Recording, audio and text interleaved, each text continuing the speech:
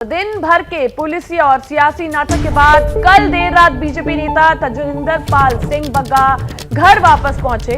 बग्गा को द्वारका कोर्ट के मजिस्ट्रेट ने घर जाने का दिया आदेश। इस समय की बड़ी खबर हम आपको बता रहे हैं। दिन भर के पुलिसिया और सियासी नाटक के बाद कल देर रात बीजेपी नेता तजिंदर पाल सिंह बग्गा वापस अपने घर पहुंच गए।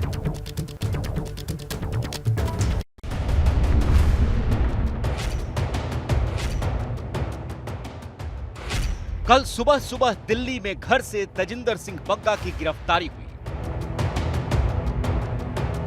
और रात करीब 1 बजे बग्गा अपने घर पहुंच गए। घर से गिरफ्तारी और दोबारा जनकपुरी में घर तक पहुंचने के बीच 6 मई की तारीख को बहुत कुछ हुआ। बग्गा कल पूरे दिन और देर रात तक मीडिया की सुर्खियों में रहे। बग्गा के चलते दिल्ली समेत 3 राज्यों की पुलिस का टकराव दिखा। 3 सरकारों और 2 पार्टियों के बीच सियासी रस्साकशी दिखी तो इस विवाद से जुड़ा मामला 2 कोर्ट तक पहुंच गया। देर रात 12 बजे के बाद दिल्ली के द्वारका कोर्ट के मजिस्ट्रेट ने बग्गा को घर जाने का आदेश दिया, जिसके बाद बग्गा अपने घर पहुंचे।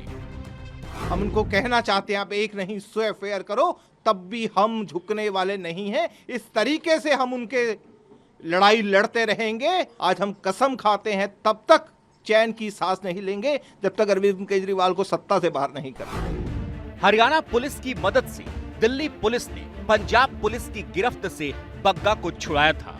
दिल्ली पुलिस को द्वारका कोर्ट में मजिस्ट्रेट के सामने बग्गा को पेश करना था। पेशी में देरी हुई और कोर्ट रूम बंद होने की वजह से रात 12 बजे के बाद गुरुग्राम में मजिस्ट्रेट के घर में बग्गा को पेश किया गया।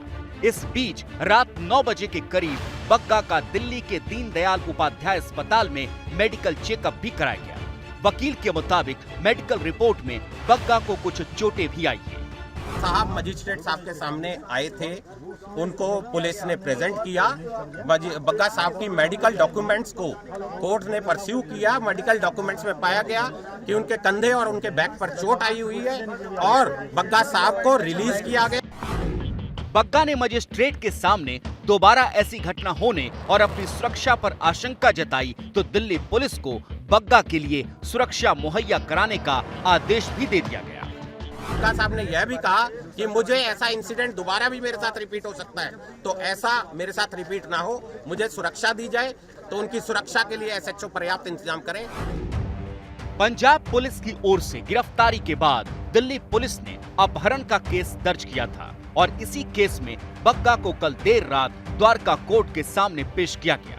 अब आज सुबह 10 बजे पंजाब पुलिस की याचिका पर पंजाब और हरियाणा हाई कोर्ट में सुनवाई होने वाली है।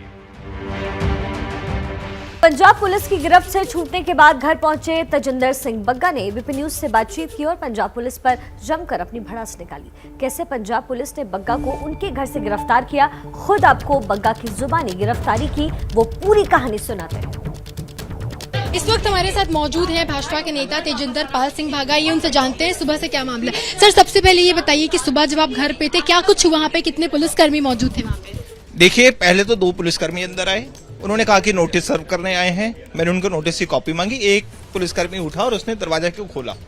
जैसे ही दरवाजे को खोला 15 लोग सिविल के अंदर आ गए और मुझे 7-8 लोगों ने बिल्कुल 2-4 ने हाथ से पैर से इस तरीके से उठा लिया। मैंने उनको बोला कि मुझे पटका पहनने का टाइम दिया जाए, मुझे पटका पहनने का टाइम नहीं दिया। मुझे कहा चप्पल पहनने को दिया जाए, उन्होंने चप्पल पहनने का टाइम नहीं दिया और जैसे आतंकवादियों को गिरफ्तार करते हैं उस तरीके से गिरफ्तार किया। सर, गिरफ्तारी के वक्त जब पुलिसकर्मी आए थे क्या कुछ दिखाया कि क्यों गिरफ्तार करे, ऐसा कुछ नहीं दिखाया। सीधा बात करते करते 7-8 लोग अंदर घुसे और मेरे को उठा के ले गए। वापस से आप इस वक्त रात के 1 बजे घर वापस आ चुके हैं, तो इस पे कितनी खुशी महसूस हो रही है? कैसा लग रहा है कि आपकी एक जीत है? देखिए, जीत हमारी उस दिन होगी जब ऐसे जो लोग हैं जो सत्ता का दुरुपयोग कर रहे हैं उनको सत्ता से बाहर करेंगे। सर, आम आदमी पार्टी की तरफ से आरोप लगाए गए हैं कि आपको 5 बार नोटिस दिया गया था, आपको लगातार इस पे आगाह किया जा रहा था, तो इस पर आप क्या कहें? सबसे पहले तो मैं धन्यवाद करता हूं आम आदमी पार्टी का। उन्होंने एक्सेप्ट कर लिया है कि ये कार्रवाई उनकी तरफ से हो रही है, क्योंकि अभी तक तो वो एक्सेप्ट नहीं कर रहे थे, लेकिन अब वो खुद पार्टी के रूप में सामने आ गए हैं। मैं उनका धन्यवाद करता हूं। तो सर, आपको गुंडा भी कहा गया है उस पार्टी की तरफ से, उसको लेकर के आप क्या कहें? देखिए, जिस गुंडा पार्टी के अंदर अमनतुल्ला खान जैसे हीरे हो, ताहिर हुसैन जैसे हीरे हो, निशा सिंह जिनको 2 दिन पहले दंगा फैलाने के उसमें 5 साल की जेल हुई, ऐसे हीरे हो, मुझे लगता है अगर वो किसी और को गुंडा कहते हैं तो अरविंद केजरीवाल को पहले अपने गिरेबान में झांकना है। तो अब बात कल दिन भर चले उस सियासी महाभारत की, 3 राज्यों के बीच चले उस टकराव की जो कुरुक्षेत्र में दिखा। कुरुक्षेत्र की जमीन पर कभी महाभारत का युद्ध हुआ था, लेकिन कल 2 पार्टियों और 3 राज्यों की पुलिस के बीच जंग देखी गई।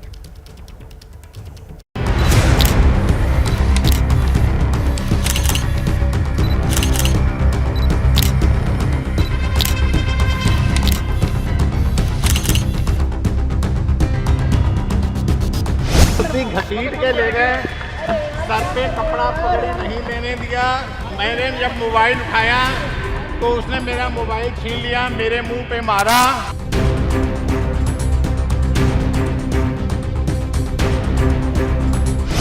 पंजाब पुलिस ने गुंडागर्दी करते हुए तेजिंदर पाल सिंह बग्गा को उठाया है, उनको किडनैप किया है।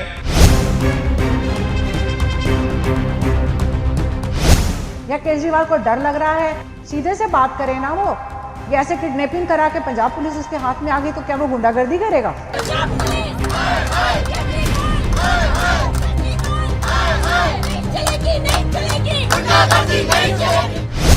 तेजिंदर बग्गा को बिना दस्तार नंगे सिर पुलिस उठाकर लेकर जाती है। क्या गुनाह है तेजिंदर बग्गे का? आतंकवादी है।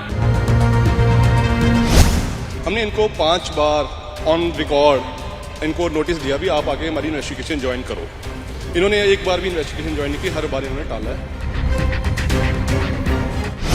पंजाब पुलिस जब तेजिंदर बग्गा को अरेस्ट करने आती है तो दिल्ली पुलिस का मिसयूज होता है, हरियाणा पुलिस गैर कानूनी कार्रवाई करती है एक गुंडे को बचाने के लिए। जब अंदर के हाथ में उस तरह मिल जाता तो ऐसा ही। क्योंकि बीजेपी हमेशा से स्टेट मशीनरी का फायदा उठाती रही है, इसका दुरुपयोग करती रही है। कोई बदले की कार्रवाई नहीं है, पुलिस जो है निष्पक्षता से अपना काम करती है। ये गंभीर मसला है और पार्टी ने इसका संज्ञान लिया है। जो खुद एक गुंडों और दंगइयों की पार्टी है, वो तो पूरी सरकारी मशीनरी को गुंडों और दंगइयों को बचाने के लिए इस्तेमाल करेगी।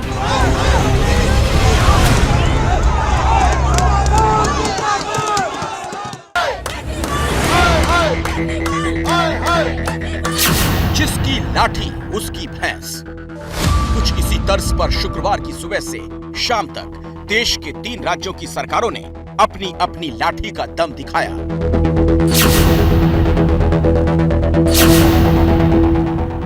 सरकार की लाठी बनी पुलिस वैसा ही करती रही जैसा उसे आदेश मिलता रहा। नौबत यहां तक आ गई कि अपनी अपनी सरकारों का आदेश पूरा करने के लिए कुरुक्षेत्र में 2 राज्यों की पुलिस आमने सामने आ गई। इन तस्वीरों में एक तरफ है पंजाब पुलिस और दूसरी तरफ हरियाणा पुलिस। यहां हरियाणा पुलिस ने पंजाब पुलिस का रास्ता रोका हुआ है। ये दूसरी तस्वीर दिल्ली के जनकपुरी थाने की है, जहां आरोप है कि दिल्ली पुलिस ने पंजाब पुलिस के डीएसपी को ही डिटेन कर लिया। ये वो इनकी मर्जी है पुलिस वालों की, ये कहते हैं ऊपर से प्रेशर है। ये कहते बग्गा को छोड़ दो, डीएसपी साहब ने मना कर दिया कि मैं नहीं छोड़ सकता। हाँ। वो कहते हैं कि हमारे को तो ऊपर से प्रेशर है। हाँ। तो आप यहाँ बैठे रहो। मैंने भी पूछा कई बार कि क्यों बिठा रखा है इनको। हाँ। वो कहते कोई जवाब नहीं दे रहे, ना एसएचओ, ना डीसीपी, ना एसीपी, एडिशनल सीपी साहब, सबसे पूछा कोई जवाब नहीं दे रहे कोई। तो अब सवाल है कि क्या पुलिस ऊपर के प्रेशर से चलेगी या कानून से?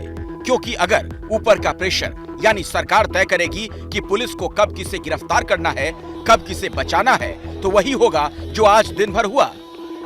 खादी के फेर में फंसी खाकी के टकराव की इस कहानी को आगे बढ़ाएं, उससे पहले आप पुलिस के ऊपर के प्रेशर को समझ लीजिए। एक है पंजाब पुलिस, जो फिलहाल आम आदमी पार्टी की सरकार के अधीन है। दूसरी है हरियाणा पुलिस, जो बीजेपी की खट्टर सरकार के अधीन है। और तीसरी है दिल्ली पुलिस, जो बीजेपी की केंद्र सरकार के गृह मंत्रालय के अधीन है। तो सबसे पहले शुरुआत की पंजाब पुलिस ने। सुबह सुबह 10 से 15 गाड़ियों में पंजाब पुलिस की टीम दिल्ली के जनकपुरी में बीजेपी नेता तेजिंदर बग्गा के घर पहुंच गई। मामला मोहाली में बग्गा के खिलाफ दर्ज एक केस से जुड़ा था। आरोप है कि पंजाब पुलिस ने सारे नियम कायदे ताक पर रखकर तेजिंदर बग्गा को गिरफ्तार किया और अपने साथ ले गए।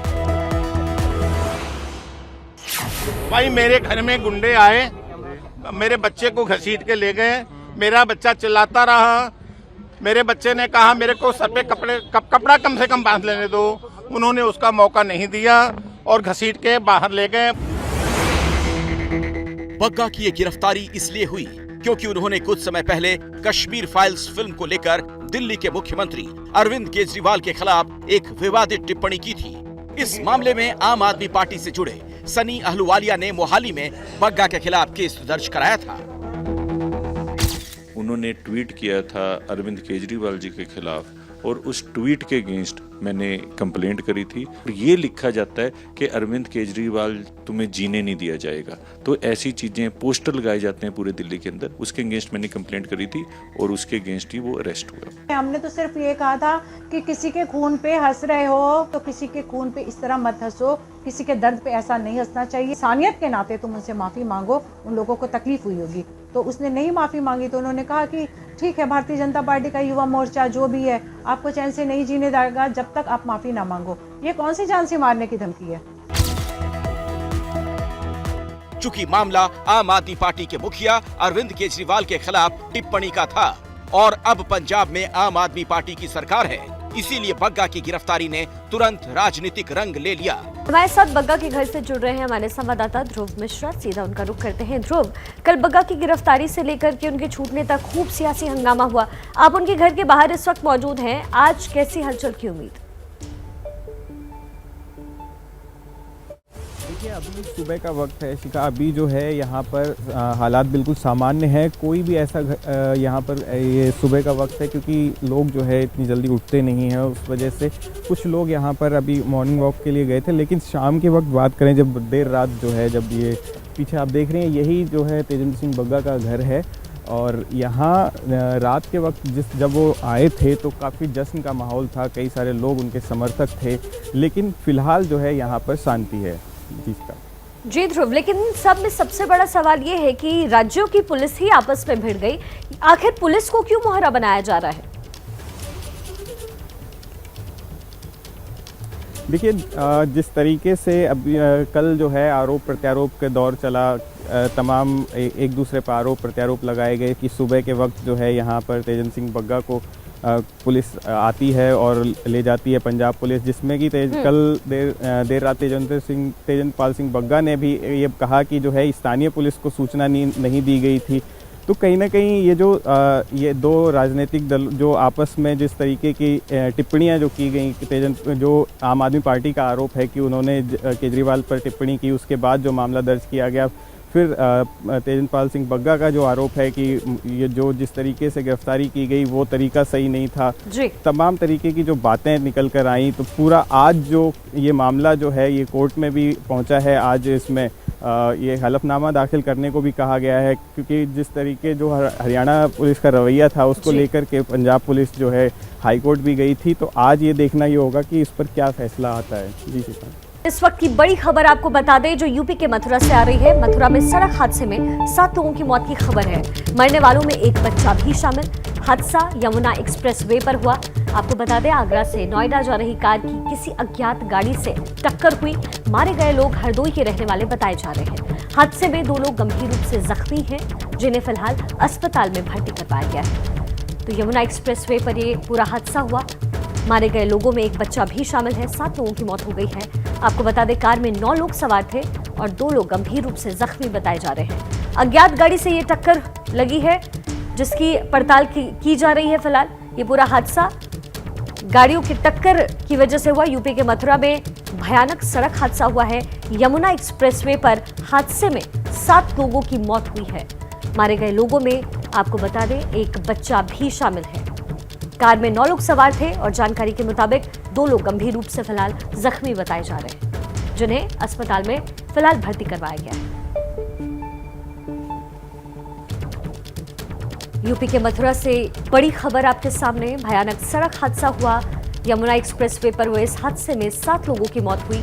2 लोग जख्मी बताए जा रहे हैं, जिन्हें फिलहाल अस्पताल शिफ्ट किया गया है। और आपको बता दें मारे गए लोगों में एक बच्चा भी शामिल है। इस कार में 9 लोग सवार थे जिसकी टक्कर एक अज्ञात गाड़ी से हुई। उसके बाद यह हादसा हुआ। हमारे साथ हमारे संवाददाता रणवीर इस वक्त मौजूद हैं। रणवीर, ये पूरा हादसा कैसे हुआ, क्या अपडेट? देखिए, ये जो मामला है ये नौझील क्षेत्र का है, यमुना एक्सप्रेसवे पे, जहां माइलस्टोन नंबर 68 जो है वहां पर ये एक्सीडेंट हुआ है और फिलहाल 7 लोगों की मौत है, जिसमें एक बच्चा भी शामिल है। और बताया जा रहा है कि गाड़ी में कुल 9 लोग सवार थे और इसमें से 7 लोगों की मौत हुई है। जो 2 गंभीर रूप से घायल लोग हैं उन लोगों को फिलहाल अस्पताल भिजवाया गया। और ये जितने भी लोग हैं जो एक गाड़ी में जा रहे थे, ये सब यूपी के हरदोई जिले के रहने वाले हैं और ये एक्सप्रेसवे से आ रहे थे। तो फिलहाल ये जानकारी है जो कि ये बड़ा एक्सीडेंट है। और एक्सप्रेसवे पर इस तरह के हादसे की जो घटना है ये काफी दिनों बाद सुनने को मिली है, क्योंकि जब एक्सप्रेसवे की शुरुआत हुई थी तब अक्सर इस तरह के एक्सीडेंट्स होते थे, लेकिन हाल फिलहाल में इस तरह की घटनाएं रुकी थी। लेकिन ये एक बड़ी घटना निकल कर सामने आई। जी रणवीर, बहुत बहुत शुक्रिया सारी जानकारी के लिए, आपसे अपडेट लेते रहेंगे। इस समय की बड़ी खबर आपको बता दें, हैदराबाद में हुई हॉरर किलिंग से जुड़ी हुई है। हैदराबाद में दूसरे समुदाय की लड़की से शादी करने पर युवक नागराजू की सड़क पर हत्या के मामले में AIMIM के प्रमुख असदुद्दीन ओवैसी ने 48 घंटे के बाद अपनी चुप्पी तोड़ी है। ओवैसी ने इस वारदात की निंदा की है और साफ किया है कि लड़की ने अपनी पसंद से शादी की थी और उसकी शादी कानूनी तौर पर भी सही थी। ओवैसी ने कहा कि उस लड़की के शौहर की हत्या करने वालों ने बहुत बड़ा जुल्म किया है। इस समय की बड़ी खबर हम आपको बता रहे हैं। मुसलमानों में निकाह 2 मुस्लिम मर्द और औरत में ही निकाह हो सकता है ना। ये एक्ट है शरीयत application act. Hindu marriage act में 2 हिंदुओं के दरमियान शादी होती, चाहे स्पेशल मैरिज एक्ट का भी प्रोविजन उसमें है। यहां पर इस लड़की ने अपने पसंद से शादी की, कानूनन उसको इजाजत है, कानूनन उसको इजाजत है, उसने शादी कर ली। तो उनके भाई को ये कोई जवाज उनके पास नहीं है कि वो जाकर उस बच्ची के शौहर का कत्ल करे। कानूनन जुर्म है, इस्लाम में बदतरीन जुर्म कत्ल है, बदतरीन जुर्म कत्ल है, याद रखो आप। इस वक्त की एक और बड़ी खबर आपको बता दें, इलाहाबाद हाईकोर्ट ने नोएडा अथॉरिटी की CEO ऋतु माहेश्वरी के खिलाफ गैर जमानती वारंट जारी किया है। हाईकोर्ट की अवमानना के मामले में यह वारंट जारी किया गया। आपको बता दें, अदालत ने ऋतु माहेश्वरी को पुलिस कस्टडी में लेकर 13 मई को हाईकोर्ट में पेश करने को कहा है। जानकारी के मुताबिक ये मामला नोएडा में बस टर्मिनल निर्माण के लिए जमीन अधिग्रहण से जुड़ा हुआ है, जिसमें CEO ऋतु माहेश्वरी कोर्ट के बुलाने पर पेश नहीं हुई थी और अब कोर्ट ने आदेश दिया है कि उन्हें कस्टडी में लिया जाए और 13 मई को उनकी पेशी की जाए।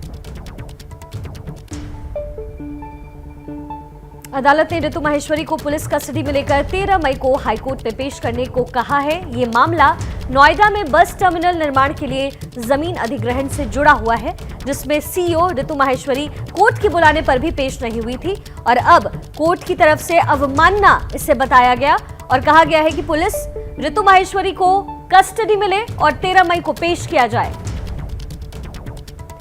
नोएडा के CEO के खिलाफ गैर जमानती वारंट जारी किया गया। इलाहाबाद हाईकोर्ट ने यह वारंट जारी किया है। ये वारंट दरअसल नोएडा में एक जमीन अधिग्रहण को लेकर के है, जिसमें पहले भी अदालत के कहने पर ऋतु माहेश्वरी पेश नहीं हुई थी और अब उन्हें कस्टडी में लेकर 13 मई को हाईकोर्ट में पेश करने को इलाहाबाद हाईकोर्ट ने कहा है। तो राज्य में एक IAS अफसर के घर मिले नोटों की गिनती पूरी हो गई है। कुल 20 करोड़ रुपए मिले हैं। इन नोटों का सियासी कनेक्शन तलाशा जा रहा है। नोट ही नोट, गड्डियां ही गड्डियां। इतने नोट की देखने वालों की आंखें चौंधी आ जाए। इतने नोट की गिनने के लिए मशीनें लानी पड़े, कई लोग लगाने पड़े। झारखंड की राजधानी रांची में घंटों तक गिनती ही चलती रही। फिर देर रात इन नोटों के बंडलों को 7 बड़े बक्सों में भरकर बस में भेजना पड़ा, वो भी CRPF के भारी सुरक्षा इंतजाम के बीच। जो रकम गिनी गई वो निकली करीब 20 करोड़ रुपए। इतने बड़े बेनामी खजाने का खुलासा तब हुआ जब ईडी की टीम रांची में IAS अफसर पूजा सिंघल के घर में दाखिल हुई। पूजा सिंघल मूल रूप से यूपी की रहने वाली है और झारखंड के खूंटी में जिला उपायुक्त के पद पर तैनात रह चुकी है। ईडी ने ये छापेमारी खूंटी जिले में हुए 18 करोड़ रुपए के मनरेगा घोटाले के सिलसिले में की। इस छापेमारी में भारी तादाद में कैश तो मिला ही, जेवरात भी मिले। कुछ ऐसे दस्तावेज भी मिले जिनसे घोटालों के तार झारखंड के कुछ राजनेताओं तक भी पहुंच सकते हैं। इन दस्तावेजों के आकलन के बाद अगले सप्ताह प्रवर्तन निदेशालय कुछ बड़े लोगों को पूछताछ के लिए तलब भी कर सकता है। ईडी का छापा कल सिर्फ रांची में IAS अफसर पूजा सिंघल के घर पर ही नहीं पड़ा, झारखंड समेत दूसरे राज्यों के 18 जगहों पर छापेमारी की गई। वाराणसी की चर्चित ज्ञानवापी मस्जिद परिसर में आज फिर होगा सर्वे का काम। कल सर्वे करने गई टीम का विरोध किया गया। हिंदू पक्ष के वकील का दावा ये है कि वहां मस्जिद परिसर में हिंदू देवी देवताओं के प्रतीक चिन्ह मिले। वाराणसी के ज्ञानवापी मस्जिद में कल जिस वक्त और जिस अंदाज में सर्वे हुआ वो सिलसिला आज भी उसी तरह जारी रहेगा। लेकिन आज अलग ये होगा कि आज ज्ञानवापी मस्जिद के विवादित क्षेत्र में वीडियोग्राफी और फोटोग्राफी की जाएगी। 27 सदस्यीय सर्वे टीम आज परिसर में बैरिकेडिंग के अंदर जाकर सर्वे करेगी। शुक्रवार को ज्ञानवापी मस्जिद परिसर में बाहर के इलाकों का सर्वे हुआ। सर्वे की सभी रिपोर्ट, वीडियोग्राफी और सबूत जिला कोषागार में रखे जाएंगे। हिंदू पक्ष के वकील का दावा है कि शुक्रवार को हुए सर्वे में मस्जिद परिसर में भारी मात्रा में हिंदू देवी देवताओं के चिन्ह मिले हैं। कल 3 बजे से कमीशन की कार्रवाई हुई। हम लोग बैरिकेडिंग के अंदर जाके वीडियोग्राफी करेंगे। काफी भारी मात्रा में हिंदू सभ्यता के, हिंदू देवी देवताओं के चिन्ह मिले। मां श्रृंगार गौरी की जहां पे प्रतिमा पे पूजा की जाती है, उसके विग्रह और सारी देवी देवताओं के चिन्ह मिले।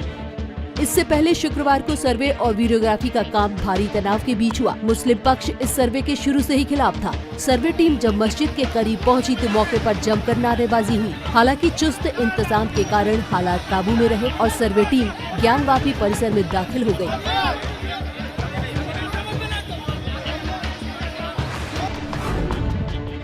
वाराणसी की सिविल कोर्ट के फैसले के बाद ये सर्वे हो रहा है। सर्वे टीम को 10 मई से पहले अदालत में अपनी रिपोर्ट जमा करनी है। ये सर्वे काशी विश्वनाथ कॉरिडोर परिसर में ज्ञानवापी मस्जिद की दीवार से सटे श्रृंगार गौरी मंदिर से जुड़े विवाद को लेकर है। आज महिलाओं ने मिलकर कोर्ट में याचिका लगाई कि वो मां श्रृंगार गौरी की आराधना नियमित रूप से करना चाहती हैं। बात महायुद्ध की कर लेते हैं। जंग का आज 73वां दिन है। यूक्रेन में आसमान से मौत बरस रही है। युद्ध का हाल आप तक पहुंचाने के लिए तमाम खतरों के बीच एबीपी न्यूज की टीम डटी हुई है। जहां डर के मारे बंकरों में दुबके हुए यूक्रेन के लोग, वहां मौजूद है एबीपी न्यूज। वॉर जोन से कवरेज के दौरान हमारी टीम ने ऐसे कई बंकरों और मेट्रो स्टेशनों का जायजा लिया जहां सैकड़ों लोगों ने पनाह ले रखी है। एबीपी न्यूज के कैमरे में कैद है महायुद्ध के शिकार बने लोगों का दर्द। एबीपी न्यूज की टीम ने खार्किव प्रांत में महायुद्ध की विभीषिका झेल रहे लोगों के दर्द को भी कैमरे में कैद किया। इस हाई रिस्क इलाके में रहने वाले सैकड़ों लोगों ने पिछले 2 महीनों से मेट्रो स्टेशनों में पनाह ले रखी है। ऐसे ही मैं एक स्टेशन पर पहुंचा हूं जहां पर यूक्रेन की सेना लोगों को लेकर पहुंची हुई है और देखिए किस हालात में लोग रह रहे हैं। किसी की तबीयत खराब है तो वहां पर इस प्रकार से बेड बनाकर रह रहे हैं। कुछ लोग ज़मीन पर बिस्तर बिछाकर रह रहे हैं। उनके जो कमांडर हैं वो लगातार लोगों को बता रहे हैं कि आप सुरक्षित हैं और हम आगे चलते हैं और ओके तो देखिए किस स्थिति में लोग रह रहे हैं यहाँ पर। और यहाँ पर ही इन्होंने डेरा जमाया हुआ पिछले कई दिनों से और यहाँ पर ही उनके रहने खाने का इंतज़ाम है। देखिए ये स्टेशन है और ये देखिए स्टेशन पे टिकट काउंटर होता है जो हम टिकट लेने के बाद में चेक इन करते हैं और यहाँ पर स्टेशन परिसर में हम दाखिल होते हैं। यहाँ पर देखिए सीढ़ियों पर भी एक सीढ़ी पर लोगों ने अपने गद्दे बिछाए हुए हैं और अपने बिस्तर के साथ यहाँ पर पहुँचे हुए हैं।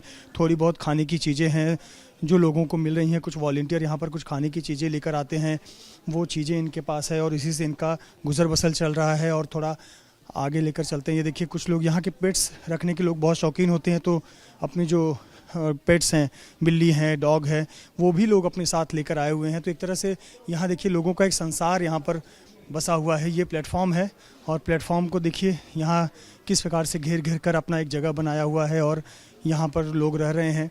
खार्किव इलाका जो कि सबसे ज़्यादा युद्ध प्रभावित इलाका है और यहाँ लगातार रूसी हमले जारी हैं।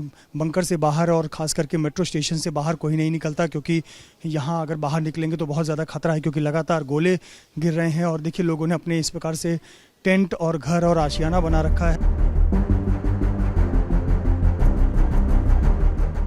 ये लोग करीब 2 महीने पहले तक अपने आलीशान घरों में रहते थे, लेकिन खूनी जंग ने इन सभी को घर से बेघर कर डाला। अब इनकी पूरी जिंदगी इस मेट्रो स्टेशन और मेट्रो ट्रेन के डिब्बे में बीत रही है। देखिए मेट्रो के ट्रेन में भी कोचेस बटे हुए हैं और इन कोच में लोगों को एक एक हिस्सा दिया गया है ताकि वो परिवार सहित इस कोच में रह सकें। थोड़ा आगे चलकर आपको तस्वीर दिखाते हैं कि मेट्रो के कोचेस में किस तरह से लोग अपनी ज़िंदगी गुजर बसर कर रहे हैं। यहाँ पर बच्चों को और महिलाओं को, बुजुर्ग महिलाओं को प्राथमिकता दी गई है, क्योंकि अंदर सीट होती है और ऐसी सीट पर ये महिलाएं रह सकती हैं पर्दा डालकर। आमतौर पर हम देखते हैं कि मेट्रो स्टेशन पे, मेट्रो ट्रेनों में किस प्रकार से लोग यात्रा करते हैं, लेकिन यहाँ देखिए कैसे सीटों को उन्होंने परिवार के हिसाब से बांट दिया है और सबके कपड़े पड़े हुए हैं, पर्दा डालकर एक प्राइवेसी कर दिया गया हुआ है। और आपको आगे लेकर चलते हैं और आगे की तस्वीरें भी दिखाते हैं। इस प्रकार से देखिए ये मेट्रो ट्रेन है और मेट्रो ट्रेन का इस्तेमाल किस प्रकार से किया गया है। यहाँ जो स्टेशन का टॉयलेट बाथरूम है उसी का इस्तेमाल किया जाता है। लोग देखिए गद्दे डालकर 2 महीने से इसी प्रकार से पड़े हुए हैं। खाने पीने के लिए सेना पर और वॉलेंटियर पर आश्रित रहना पड़ता है और वही स्थिति हमें यहाँ पर देखने को मिल रही है। और ये तमाम लोग हैं जो यहाँ पर ये ट्रेनों में अपना परिवार लेकर समय व्यतीत कर रहे हैं कि वो अब इंतज़ार कर रहे हैं कि एक दिन रूस की सेना यहाँ से निकलेगी, तब वो भी एक बार अपने घर जा सकेंगे। ग्राउंड जीरो से रिपोर्टिंग के दौरान एबीपी न्यूज की टीम ने उस जज्बे को भी कैमरे में कैद किया जिसकी बदौलत यूक्रेन के लोग पिछले 2 महीनों से रूसी हमलों का मुकाबला कर रहे हैं। रूसी अटैक की वजह से एक तरफ इन लोगों की जिंदगी दांव पर लगी हुई है, लेकिन दहशत और नाउमीदी के बीच भी ये लोग शतरंज की बाजी लगाने का वक्त निकाल लेते हैं। और देखिए अपने परिवार के साथ, अपने पेट्स के साथ यहाँ पर लोग हैं। लोगों ने किनारे किनारे अपना एक जगह बना लिया है। और इधर देखिए ये रेलवे का ट्रैक है और रेलवे का ट्रैक यहाँ पर है और ट्रेनें यहाँ पर आती हैं। लेकिन यहाँ देखिए रेलवे ट्रैक के ठीक किनारे लोगों ने अपना आसरा बनाया हुआ है, क्योंकि और कोई जगह नहीं बची है। ये रेलवे प्लेटफॉर्म ही एकमात्र ऐसी जगह है जहाँ पर वो अपना रह सकते हैं। और यहाँ देखिए डेरा डालकर लोग रह रहे हैं। नज़ारे यहाँ कितने हज़ारों परिवार रह रहे हैं। यहाँ पर देखिए बच्चों की ज़िंदगी किस प्रकार से गुजर रही है। बच्चे पेंटिंग कर रहे हैं, अपना समय व्यतीत कर रहे हैं। लोगों के पास समय नहीं है, अधिकतर लोग अपने मोबाइल में अपना समय व्यतीत करते हैं। यहाँ देखिए चार्जिंग की भी एक वैकल्पिक व्यवस्था की गई है कि लोग अपना मोबाइल चार्ज करें और इस्तेमाल कर सकें। कुछ लोग अपना समय व्यतीत करने के लिए खेल खेलते हैं इस प्रकार का, तो उनका समय व्यतीत हो जाता है।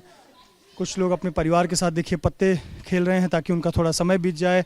और ये परिवार जो अपना घर छोड़ चुका है और यहाँ पर ये इस प्रकार से समय बिताते हैं। महिलाएं जो थोड़ा बहुत घर का काम करती हैं, इस महिला को देखिए वो कुछ सिलाई बुनाई का काम कर रही हैं। ये भी एक ज़िंदगी का हिस्सा है कि युद्ध काल में वो 2 महीने से इसी बंकर में, इसी रेलवे स्टेशन पर हैं, तो आखिरकार करें तो करें क्या।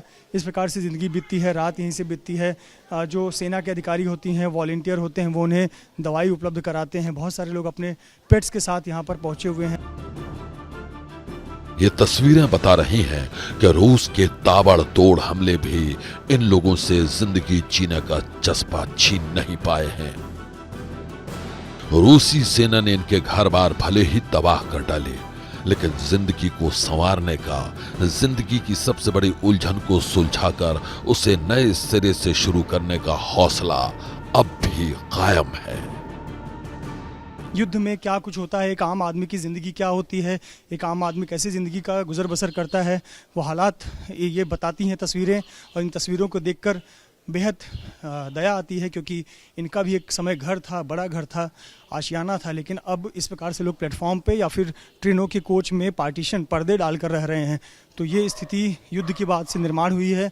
और ये तस्वीरें बताती हैं कि युद्ध में कितना ज़्यादा नुकसान लोगों का हुआ है। तो आपको बता दें कि यूक्रेन में 2 महीने से लगातार युद्ध जारी है और इस प्रकार से भी लोग अपना जीवन यापन कर रहे हैं और मेट्रो स्टेशन के जो प्लेटफॉर्म है, ट्रेन है, उसमें आसरा लेकर अपना समय व्यतीत कर रहे हैं और इस दिन का इंतज़ार कर रहे हैं कि जब ऐलान हो कि युद्ध रुक चुका है और एक बार फिर से ये अपने घर जाएं और सुरक्षित रहें और एक बार फिर से अपनी ज़िंदगी का गुजर बसर कर सकें। कैमरामैन आसिफ खान के साथ Mrityunjay Singh, ABP news, Kharkiv, Ukraine. देखिए, यूक्रेन में जंग प्रभावित इलाकों से लोग पलायन कर सुरक्षित ठिकानों पर लगातार पहुंच रहे हैं। स्कूल और कॉलेज भी शरणगाह बने हुए हैं। खार्किव के नजदीक वोल्टावा नाम की जगह में ऐसी ही एक पनाहगाह में संवाददाता मृत्युंजय सिंह पहुंचे। देखिए उनकी एक्सक्लूसिव रिपोर्ट। प्रभावित यूक्रेन के कई इलाकों से लोग पलायन कर रहे हैं और जो लोग पलायन कर सुरक्षित जगहों पर पहुंच रहे हैं वो या तो किसी कॉलेज या फिर किसी स्कूल में आसरा ले रहे हैं। हम इस वक्त पोल्टावा के एग्रीकल्चर यूनिवर्सिटी में हैं और एग्रीकल्चर यूनिवर्सिटी की जिस जगह पर हम मौजूद है, यहाँ पर आने वाले लोग पलायन कर यहाँ पर पहुँचे हुए हैं, रिफ्यूजी हैं जिन्हें अपना घर, अपना शहर, अपना कस्बा युद्ध की वजह से छोड़ना पड़ा है और इन लोगों को इस प्रकार से यहाँ पर देखिए खाने की व्यवस्था की गई है कि वो कॉलेज में रहकर यहाँ रह सकें अपने परिवार के साथ। उन्हें ये खाना दिया जा रहा है। हम ऐसे एक कैंटीन में पहुँचे हुए हैं। ये कॉलेज की कैंटीन है जहाँ पर स्टूडेंट्स के लिए यहाँ पर सुविधा उपलब्ध थी, लेकिन अब यहाँ पर युद्ध से प्रभावित जो लोग हैं उन लोगों को यहाँ पर खाना उपलब्ध कराया जा रहा है। ये तमाम लोग जो हैं उनको ये युद्ध प्रभावित लोग हैं और अंदर देखिए लगभग 500 लोगों का प्रतिदिन यहाँ पर ब्रेकफास्ट, लंच और डिनर बनता है और 500 लोगों को यहाँ पर खाना उपलब्ध कराया जाता है। ऐसी स्थिति में पलायन करने वाले लोग यहाँ पर रह रहे हैं। अलग अलग जगह आसरा लिया हुआ है। कुछ लोगों को स्कूल और कॉलेज के कमरों में ठहराया गया है, कुछ लोगों को कॉलेज के हॉस्टल में ठहराया गया है और उन लोगों को यहाँ से एक कम्युनिटी किचन कह सकते हैं और कॉलेज का कैंटीन है, लेकिन यहाँ 500 लोगों के लिए खाना बनता है और इस प्रकार से इनका गुजर बसर हो रहा है। पिछले 2 महीने से यही स्थिति है और देखिए जिस प्रकार से युद्ध के बाद जो हालात हुए हैं उसके बाद इन सभी को अपना घर परिवार छोड़ना पड़ा है और यहाँ पर इनके खाने पीने की व्यवस्था की गई है। एक महत्वपूर्ण आप तस्वीरों में चीज़ नोटिस कर रहे होंगे कि अधिकतर महिलाएं और बच्चे हैं, क्योंकि 18 साल से 60 साल के आयु वर्ग के लोगों को युद्ध में ड्यूटी लगाई गई है, या तो वॉलंटियर के तौर पर शामिल हों या तो देश सेवा के नाम पर अलग अलग काम दिए गए हैं वो, लेकिन कुछ ही लोग हैं जो यहाँ पर रहकर भी बतौर वॉलंटियर काम कर रहे हैं। तो ये हम ऐसे ही कॉलेज के कैंटीन में पहुँचे हुए हैं जहाँ लोगों को खाना मुहैया कराया जा रहा है और इस प्रकार से लोगों की प्रतिदिन की दिनचर्या है और लोग प्रतिदिन इस प्रकार से अपना गुजर बसर कर रहे हैं। और ऐसे 500 परिवार यहाँ पर हैं जो फिलहाल युद्ध के बाद से यहाँ पर रह रहे हैं और इन्हें प्रतिदिन इसी प्रकार से नाश्ता, खाना, दोपहर का खाना, रात का खाना दिया जाता है, दवाइयाँ दी जाती है और जब हमले की आशंका होती है, सायरन बजता है, तो ये लोग बंकर में जाकर अपने आप को सुरक्षित रखते हैं।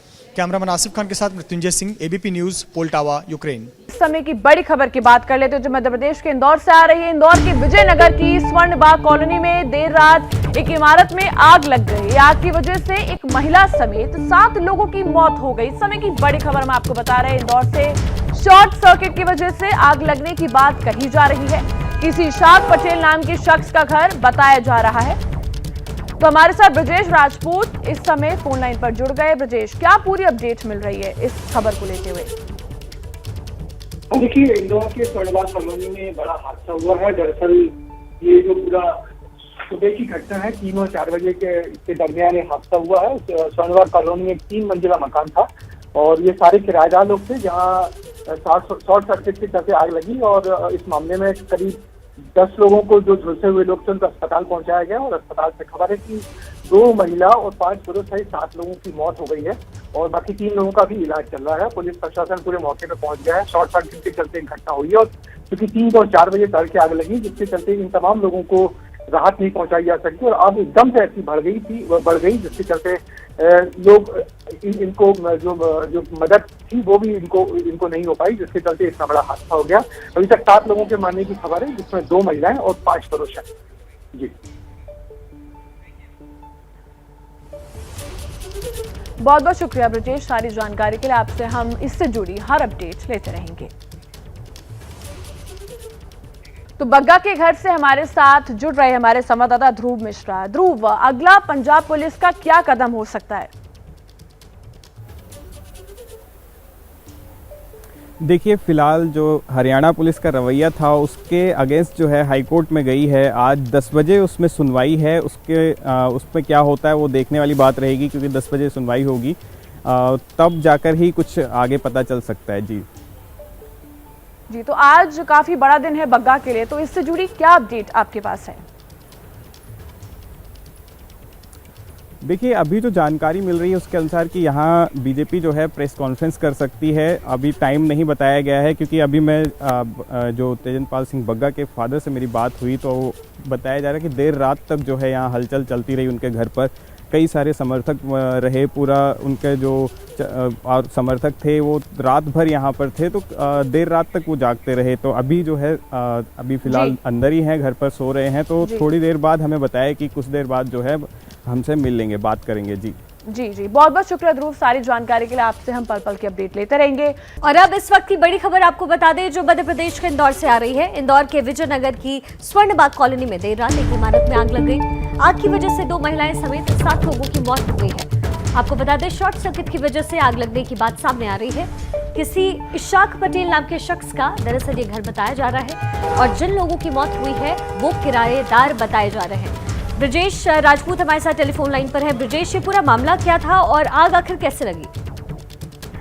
देखिए, जो स्वर्णबाग कॉलोनी है वहाँ पे एक 2 मंजिला मकान था और ऊपर के 2 फ्लोर पे किराएदार लोग रहते थे। रात में करीब 3 और 4 बजे जो नीचे मीटर लगा हुआ था उसमें उससे स्पार्किंग हुई, शॉर्ट सर्किट हुआ, और वहाँ पे जो कार खड़ी हुई थी वहाँ जो उससे जो पेट्रोल वगैरह वहाँ बिखरा हुआ था, तो उसमें कार ने आग पकड़ ली स्पार्किंग के चलते। और जब कार में आग लगी तो उससे उठा धुआं और उसकी आग ने ऊपर के फ्लैट में रहने वाले सभी लोगों को अपनी चपेट में ले लिया। शुरुआत में तकरीबन 10 लोगों को अस्पताल पहुंचाया गया, और जहां से खबर है कि 7 लोगों की मौत हो गई है, जिसमें 2 महिलाएं हैं और 5 पुरुष हैं। ये सारे लोग ऊपर के फ्लैट में रहने वाले लोग थे। क्योंकि देर रात ये हादसा हुआ तो बहुत ज्यादा मदद इन लोगों को पहुंचाई नहीं जा सकी, क्योंकि सब कुछ इतनी तेजी से हुआ कार की आग के चलते। पूरी ऊपर जो जितने बिल्डिंग थी सब धुआं भर गया। सोते हुए लोग दम घुटने से मर गया, और कुछ लोग थे जो बुरी तरह झुलस गए। उनमें से 7 लोगों की मौत की खबर, 3 लोगों का भी अस्पताल में अभी इलाज चल रहा है। तो ब्रजेश, क्या इस बिल्डिंग से किसी का रेस्क्यू भी किया गया इस पूरे दौरान? क्योंकि ये आग की लपटें जो दिख रही है वो बहुत ज्यादा है, क्या रेस्क्यू कर पाया गया यहाँ से? हाँ जी, हम शुरुआत में तकरीबन 10 लोगों को निकाला गया उसमें से, जिसमें से 3 लोगों का अभी भी इलाज चल रहा है, और 7 की मौत हो गई है। कुछ और लोगों को भी जब आग लगी है तो वो लोग निकल के आए हैं, और तकरीबन 5 लोग रेस्क्यू हो पाए हैं और 3 लोग अस्पताल में भर्ती हैं। मगर ये सब कुछ इतना जल्दबाजी और इतनी अचानक हुआ कि लोग को निकलने का, भागने का मौका ही नहीं पाया। ऊपर से तड़के सुबह की घटना है, जिसके चलते अधिकतर लोग सो ही रहे, तो इसलिए ये हादसा इतना बड़ा हो गया। ठीक है ब्रजेश, बहुत शुक्रिया इस तमाम जानकारी के लिए। आप अपनी नजर लगातार बनाकर रखिए। कंट्रोल रूम से कि खजाना के पास 100 कॉलोनी, डिपो के पास में 100 कॉलोनी, उसमें आग लगी, मकान में करके सूचना मिली थी।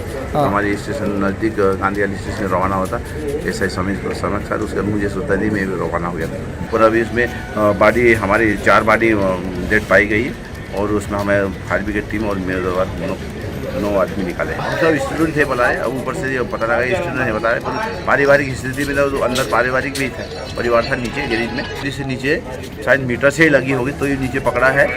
जो लगा तो ये पार्किंग थी, पार्किंग गाड़ी में ही आग लगी, उस वजह से आग लगी। ज्ञानवापी मस्जिद के सर्वे को लेकर जो विवाद छिड़ा है और पक्ष विपक्ष की ओर से जो दावे पेश किए जा रहे हैं उसमें भ्रम ज्यादा और सच्चाई कम है। इसलिए अब हम आपको जो बताने जा रहे हैं उसे आप बहुत ध्यान से देखिए और समझिए, ताकि आपका भ्रम दूर हो और जो इस मुद्दे पर फैले तनाव है उसको आप कम कर सकें।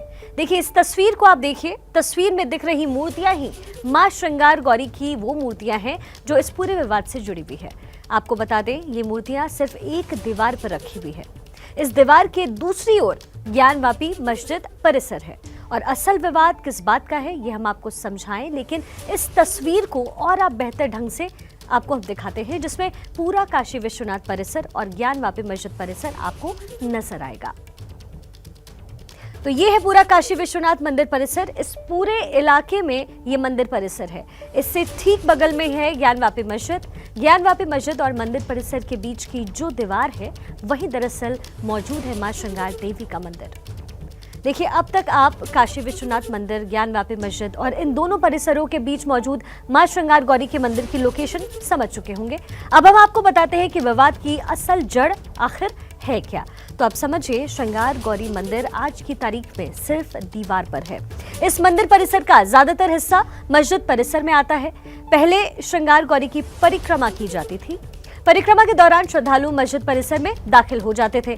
बाद में सुरक्षा का हवाला देकर परिक्रमा को बंद करवाया गया। सुरक्षा के कारण ही रोज होने वाली पूजा भी बंद करवाई गई। इसके बाद पूजा साल में एक बार होने की व्यवस्था करवाई गई। हालांकि काशी विश्वनाथ कॉरिडोर बनने के बाद श्रृंगार गौरी की पूजा अब फिर से रोज होने लगी है, लेकिन परिक्रमा अब भी वहां नहीं होती है। बस यही है विवाद की असल जड़। 5 महिलाओं ने श्रृंगार गौरी की पूजा अर्चना पूरे विधि विधान से करने की मांग को लेकर वो अदालत पहुंचे। तब शिखा आपको बता रही ज्ञानवापी मस्जिद का विवाद का इतिहास। ज्ञानवापी विवाद का पूरा इतिहास क्या है, आपको हम ग्राफिक्स के जरिए समझाते हैं। ये विवाद शुरू होता है 1809 से, जब पहला बड़ा विवाद हुआ जिसमें दंगे भी हुए। फिर 1991 में मस्जिद को लोहे की बाड़ से घेरा गया। 1991 में ही वाराणसी कोर्ट में मुकदमा दाखिल हुआ, जिसमें याचिका में पूजा की अनुमति मांगी गई।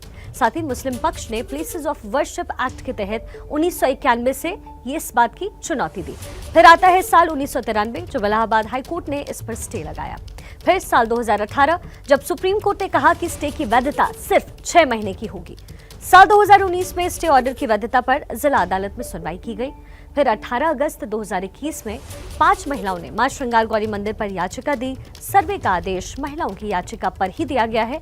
1991 से चल रहे विवाद पर अदालती फैसले अभी बरकरार है। बात वाराणसी की कर लेते हैं। वाराणसी की चर्चित ज्ञानवापी मस्जिद परिसर में आज फिर होगा सर्वे का काम। कल सर्वे करने गई टीम को विरोध का सामना करना पड़ा था। हिंदू पक्ष के वकील का दावा है कि मस्जिद परिसर में हिंदू देवी देवताओं के प्रतीक चिन्ह मिले हैं। वाराणसी के ज्ञानवापी मस्जिद में कल जिस वक्त और जिस अंदाज में सर्वे हुआ, वो सिलसिला आज भी उसी तरह जारी रहेगा। लेकिन आज अलग ये होगा कि आज ज्ञानवापी मस्जिद के विवादित क्षेत्र में वीडियोग्राफी और फोटोग्राफी की जाएगी। 27 सदस्यीय सर्वे टीम आज परिसर में बैरिकेडिंग के अंदर जाकर सर्वे करेगी। शुक्रवार को ज्ञानवापी मस्जिद परिसर में बाहर के इलाकों का सर्वे हुआ। सर्वे की सभी रिपोर्ट, वीडियोग्राफी और सबूत जिला कोषागार में रखे जाएंगे। हिंदू पक्ष के वकील का दावा है कि शुक्रवार को हुए सर्वे में मस्जिद परिसर में भारी मात्रा में हिंदू देवी देवताओं के चिन्ह मिले हैं। कल 3 बजे से कमीशन की कार्रवाई हुई। हम लोग बैरिकेडिंग अंदर जाके वीडियोग्राफी करेंगे। काफी भारी मात्रा में हिंदू सभ्यता के, हिंदू देवी देवताओं के चिन्ह मिले। मां श्रृंगार गौरी की जहां पे प्रतिमा पे पूजा की जाती है, उसके विग्रह और सारी देवी देवताओं के चिन्ह मिले। इससे पहले शुक्रवार को सर्वे और वीडियोग्राफी का काम भारी तनाव के बीच हुआ। मुस्लिम पक्ष इस सर्वे के शुरू से ही खिलाफ था। सर्वे टीम जब मस्जिद के करीब पहुंची तो मौके पर जमकर नारेबाजी हुई। हालांकि चुस्त इंतजाम के कारण हालात काबू में रहे और सर्वे टीम ज्ञानवापी परिसर में दाखिल हो गयी।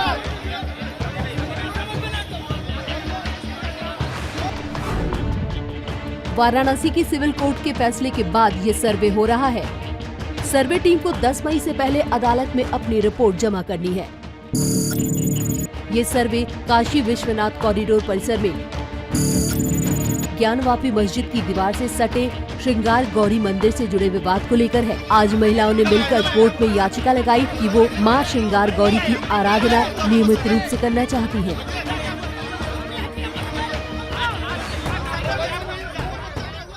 तो इस वक्त बड़ी खबर मुंबई से आ रही है। मुंबई के विले पार्ले में LIC के दफ्तर में आग लग गई है। सुबह 7 बजे से आग लगी है और आग पर अब तक काबू नहीं पाया जा सका है। दमकल की 8 गाड़ियां मौके पर मौजूद है, फिर भी आग पर काबू नहीं पाया जा सका है अब तक। और लता शर्मा हमारी रिपोर्टर जुड़ गई है फोन लाइन पर। लता, क्या अपडेट मिल रही है? आग किस वजह से लगी और क्या कुछ लोगों के घायल होने की खबर आ रही है? जी, विले पार्ले स्थित LIC ऑफिस में सुबह 7 बजे के करीब ये जो आग लगी है, अब तक किसी का घायल होने की खबर सामने नहीं आई है। लेकिन इस LIC ऑफिस के दूसरे मंजिल पर इलेक्ट्रिक वायर्स और कंप्यूटर वायर्स के बीच में चिंगारी होने की वजह से आग भड़की और सुबह का समय होने की वजह से कोई भी वहाँ पे मौजूद नहीं था। लेकिन दमकल की गाड़ियाँ 8 वहाँ पे थी, एम्बुलेंस एक पहुंची, लेकिन अब तक जो वहाँ पे आग है कंट्रोल में नहीं आई है। पिछले 1.5 घंटे से लगातार दमकल की जो गाड़ियाँ हैं वहाँ पर मौजूद है। साथ ही एक खुशखबरी यहाँ पे यही है कि राहत भरी बात यही है कि कोई लोग वहाँ पे मौजूद नहीं थे, लेकिन ठीक है लता। गाड़ियाँ जो है अब तक वही हैं और अब तक आग पर काबू पाया जा रहा है। ठीक है लता, बहुत बहुत शुक्रिया इस तमाम जानकारी के लिए। आप अपनी नजर लगातार बनाकर रखिए। चलिए अब वक्त हो चला है कार्टूनिस्ट इरफान का कार्टून देखने का। देखिए।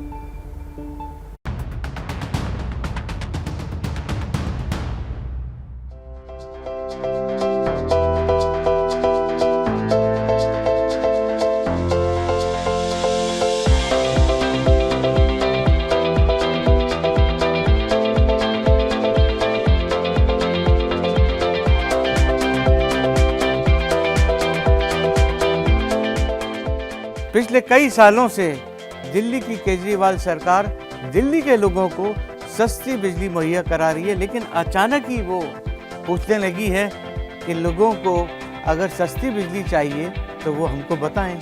केजरीवाल जी, अगर आप लोगों से जाकर ये पूछेंगे कि सब्सिडी चाहिए या नहीं, और वोटर ने अगर ये पूछ लिया आपसे कि वोट चाहिए या नहीं, तो आप क्या करेंगे? क्योंकि मामला तो आखिर वोट का ही है। श्रीनगर के सोरा इलाके में पुलिस पर संदिग्ध आतंकी ने फायरिंग की है। पुलिस वाले की हालत बेहद गंभीर बताई जा रही है और उन्हें फिलहाल अस्पताल में भर्ती भी करवाया गया है। ये हमला अली जान रोड पर हुआ है। पूरे इलाके को फिलहाल घेर लिया गया है। सीधा आपको आसिफ कुरैशी के पास लेकर चलते हैं जो हमारे साथ टेलीफोन लाइन पर हैं। आसिफ, क्या पूरा मामला है और कौन सा ये लोकेशन है जहां पर ये पूरी वारदात हुई है? ठीक है, देखिए ये श्रीनगर के पुराने शहर का सोरा इलाका है जहां पे अज्ञात हमलावरों ने बाइक पर ड्यूटी पर जा रहे एक पुलिसकर्मी को नजदीक से आकर गोली मारी। हालांकि पुलिसकर्मी की पहचान आधिकारिक तौर पर पुलिस ने जारी नहीं की है, लेकिन सूत्रों के मुताबिक ये जम्मू कश्मीर पुलिस के फ्लाइंग स्क्वाड में तैनात था और सुबह सुबह अपनी ड्यूटी पे जा रहा था जब श्रीनगर के अलीजान रोड पे इसको नजदीक से गोली मारी गई। गोली उसके सर में लगी है और उसकी हालत काफी गंभीर बनी हुई है। पुलिसकर्मी को नजदीक के ही शेर Kashmir institute of medical sciences ले जाया गया है जहां पे उसका उपचार चल रहा है और इलाके की घेराबंदी कर दी गई है और उन हमलावरों को तलाश करने की कोशिश की जा रही है जिन्होंने इस हमले को अंजाम दिया। मैं बता दूं कि इस इलाके में ये पुलिसकर्मियों पर होने वाला तीसरा हमला है और इससे पहले भी इसी रोड पर कम से कम 2 पुलिसकर्मियों की गोली मारकर हत्या कर दी गई थी अज्ञात हमलावरों की तरफ से। और लग रहा है कि एक बार फिर से श्रीनगर शहर में जो है पिस्टल गैंग वापस आ गया है, जो कि मिलिटेंट्स की तरफ से नजदीक से निशाना बनाने की कोशिश होती है पुलिसकर्मियों के, उसी की कड़ी माना जा रहा है। ठीक है आसिफ, बहुत बहुत शुक्रिया इस तमाम जानकारी के लिए। आप अपनी नजर लगातार बनाकर रखिए।